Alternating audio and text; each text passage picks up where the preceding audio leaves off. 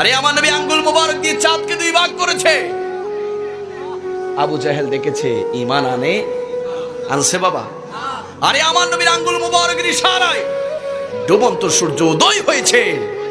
আবু জাহেল দেখেছে, ঈমান আমার নবী কদম তুলেছে, মেরাজে চলে গিয়েছে। আবু জাহেল দেখেছে, ঈমান আমার নবীর সামনে এসে আবু জাহেল বলতে লাগলো, ও মুহাম্মদ, তুমি সত্যি নবী? যদি সত্যি নবী হয়ে থাকো তাহলে বলো আমার হাতের মুষ্টির মধ্যে কি আছে। আমার নবী মুস্কে হাসি দিয়ে বলতে লাগলেন, ও আবু জাহেল, তুমি তো আসলেই আবু জাহেল। আমি আঙ্গুল দিয়ে চাঁদকে দুই ভাগ করেছি, বিশ্বাস করো না। আমি ডুবন্ত সূর্যকে উদয় করেছি, তোমার বিশ্বাস হয় না। আমি মেরাজে গমন করে আল্লাহর দিদার করে এসেছি, তুমি বিশ্বাস করো না।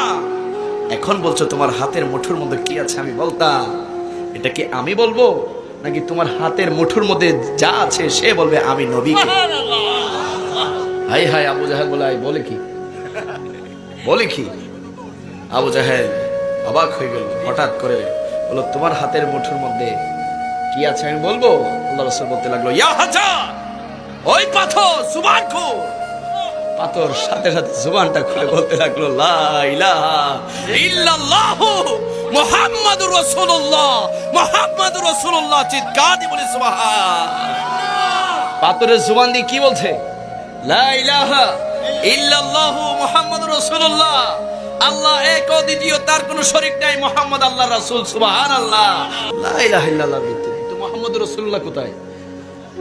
সারা পৃথিবীর যত মানুষ আছে বাবারা বুঝার চেষ্টা করবেন, নাস্তিক ছাড়া সবাই মানে যে একজন সৃষ্টিকর্তা আছে, ঠিক কিনা?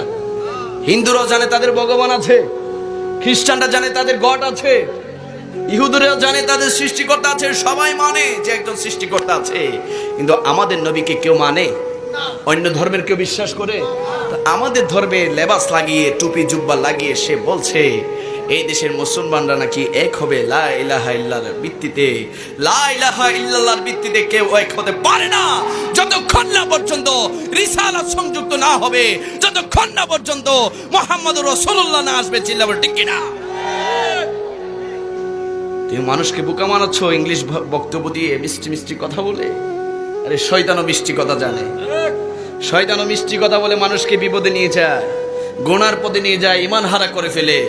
শুধু মানুষ দেখে পাগল হবেন না, মনে রাখবেন কারবালার জমিনে, হকের জমিনে, হকের ময়দানে 22,000 ছিল বেঈমান, মুনাফিক, ইয়াজিদের লোক, আর মাত্র 72 জন ছিল ঈমানদার। আমরা মানুষ দেখে পাগল হব না, আমরা নবীর প্রেম দেখে পাগল হতে চাই কি চাই না?